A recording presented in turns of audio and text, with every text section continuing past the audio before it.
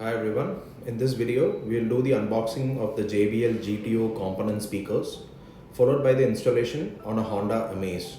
So here goes the unboxing part.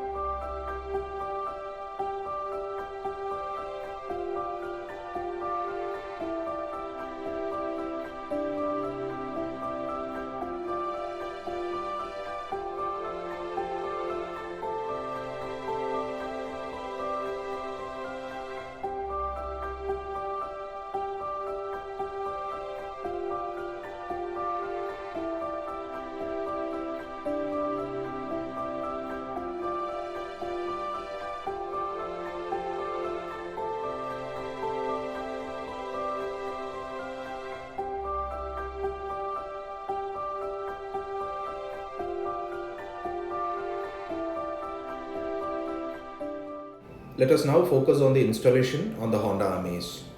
The first step is to remove the door card.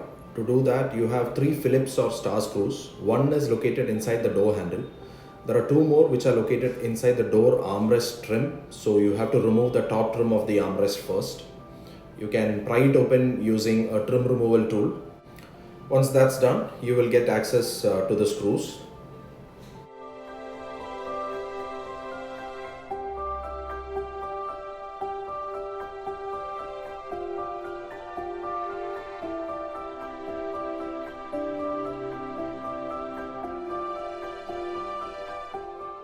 Detach the 2 electrical connectors to the mirror and window controls. Once that's done, you can lift the door card and remove it.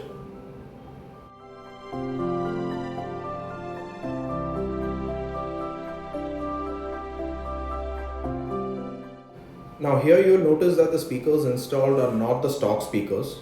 That's because my friend had installed a set of JBL GTO coaxial speakers on the front doors. We will replace these units with the JBL GTO component units. Repeat the process for the rear door, except you only have to detach 1 electrical connector for the window controls here.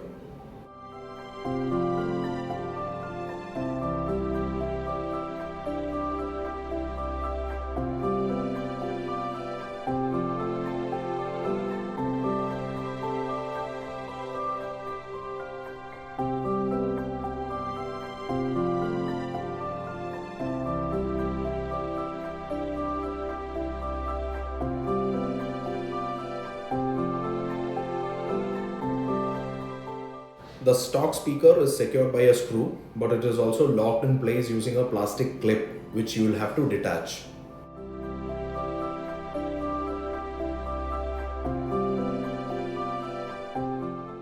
For mounting the tweeters, you have various options on the door card, on the A-pillar trim, or on the sail panel of the door. We chose the sail panel so the tweeter is directed at the driver or the co-driver. Mark the holes on the sail panel, drill and mount the tweeter using one of the supplied brackets. But do it carefully so you don't end up drilling incorrectly.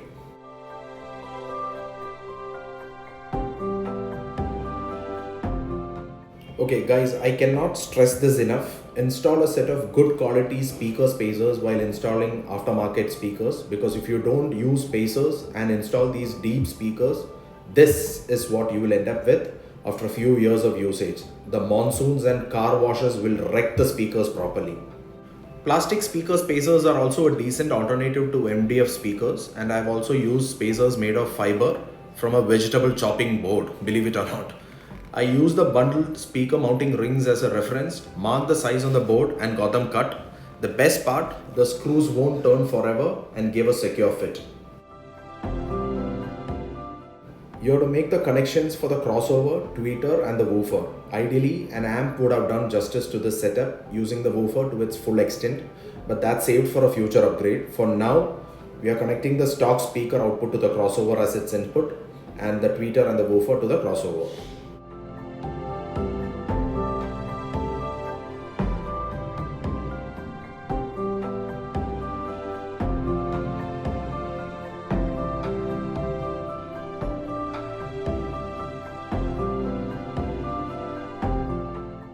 Some users prefer the crossover to be secured to the panel between the door card.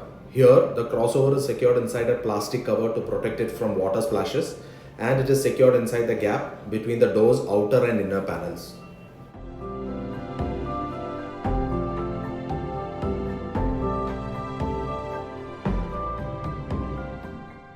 Secure the woofer to the spacer and use a set of good quality screws for longevity and to prevent rusting.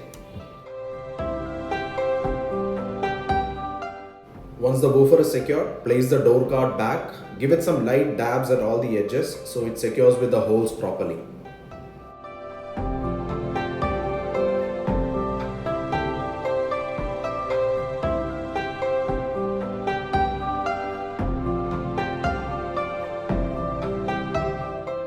Secure the armrest trim back after the door card is set. After that, the sail panel is fit in its place. There are no screws here, so it's just pushed to fit. That's the stock speaker from the rear door. Take a look at that tiny magnet there.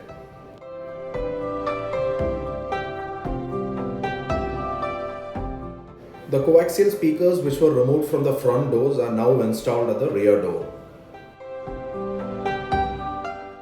After the installation was complete, we listened to the new setup and it sounded much better than the stock setup. But the speakers would sound really better with a good quality 4-channel amplifier and maybe even a head unit which is now saved for a later upgrade.